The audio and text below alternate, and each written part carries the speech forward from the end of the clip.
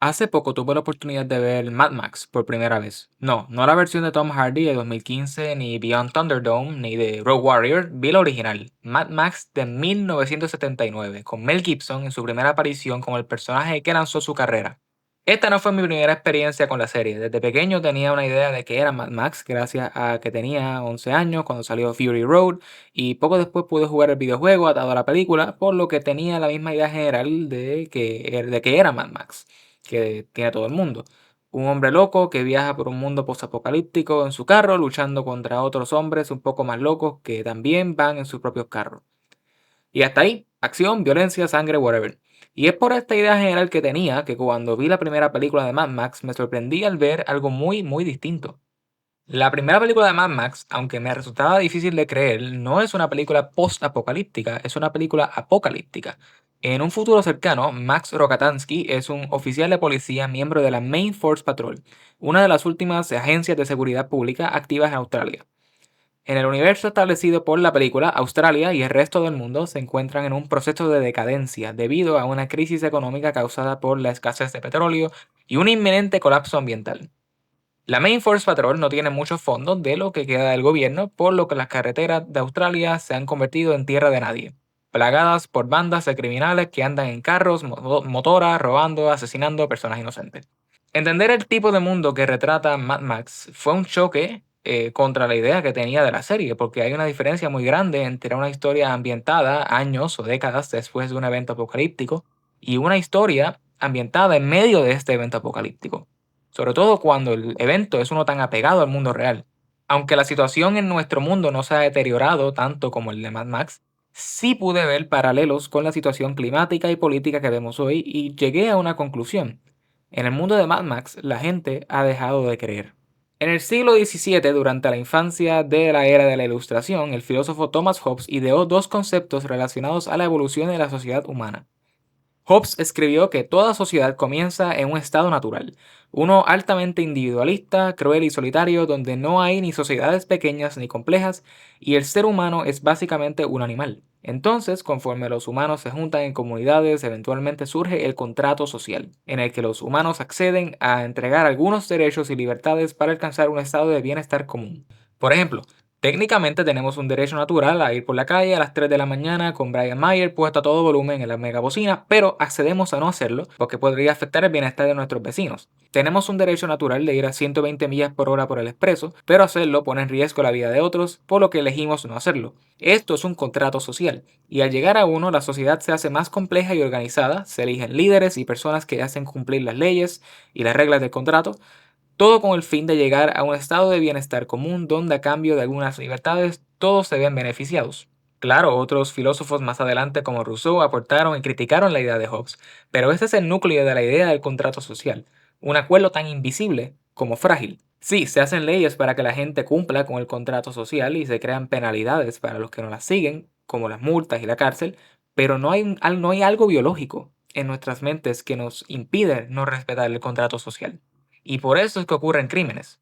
Ahora, ¿qué pasa cuando la sociedad comienza a decaer en la discordia al punto en que nuestras instituciones dejan de funcionar como deben? Podría hablarle de algo ficticio como Mad Max, pero prefiero algo un poco más real, la Guerra Civil Española. En los años 30, España atravesaba un momento de conflicto cultural. Existían lo que el poeta Antonio Machado llamaba las dos Españas, un choque dentro de la sociedad española entre el bando conservador, como la Iglesia Católica, la clase alta, el ejército y parte de la burocracia, contra el bando progresista, los sindicatos, los partidos socialistas, grupos feministas, minorías étnicas dentro del país y otra parte de la burocracia, que abogaban por una España socialista, laica y en algunos casos libre del yugo de cualquier tipo de gobierno. Aunque esto se parezca mucho a la situación política y social que tenemos hoy en Puerto Rico y en otras partes de Occidente, la división en España era absurdamente grande.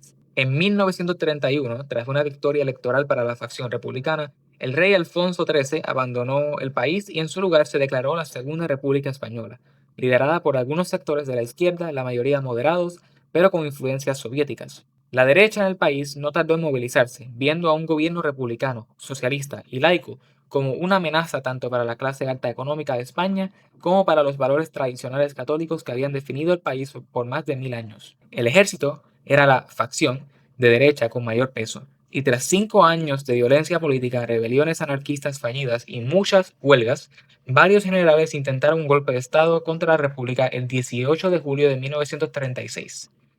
El golpe fue semi-exitoso, pero dejó la mitad del país bajo dominio republicano, dando comienzo a una sangrienta guerra civil que cobró cientos de miles de vidas y condenó a España a 40 años de dictadura fascista bajo el general Francisco Franco. ¿Pero qué tiene que ver esto con Mad Max?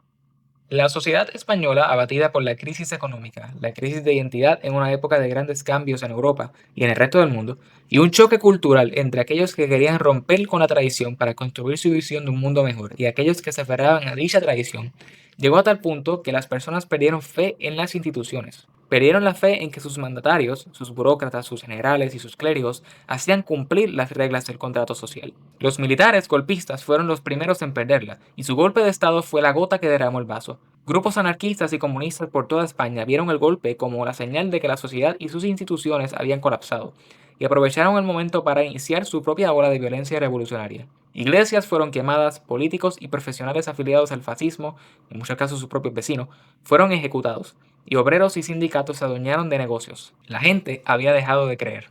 En el mundo de la primera Mad Max, la sociedad australiana se encuentra en un estado similar.